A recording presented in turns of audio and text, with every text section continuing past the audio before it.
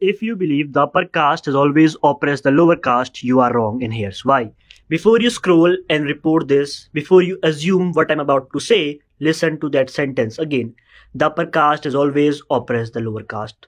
Sounds anti caste, right? Sounds progressive and morally correct. But pause and look at the grammar.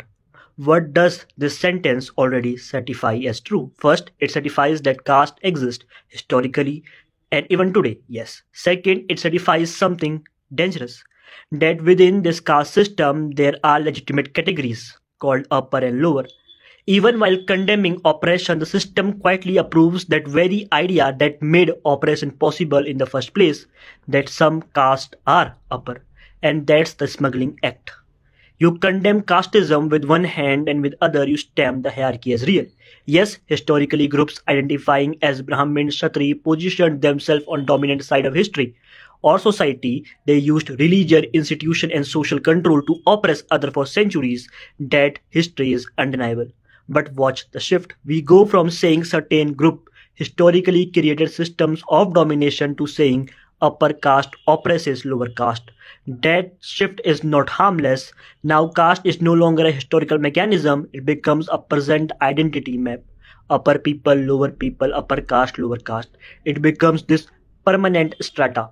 Even if you say you oppose it, you have already accepted it as a real hierarchy. And my friend, that is not abolition, that's maintenance. And this is where I start questioning people because every so called anti casteist influencer, especially those who constantly repeat and create content around ST, SC, upper caste, lower caste, uses the exact same framing, the same hierarchy, the same grammar. So I have to ask, if you truly believe caste should not exist, why do you keep thinking in caste? Why do you keep reinforcing the idea that some people are upper caste at all? A coherent anti caste position would sound very different. It would say something like caste was a historical system of power. It produced long term inequalities, and those inequalities still need to be addressed. But people today are not upper or lower by essence. The goal is not to shame the upper and to defend the lower. The goal is to destroy the very hierarchy.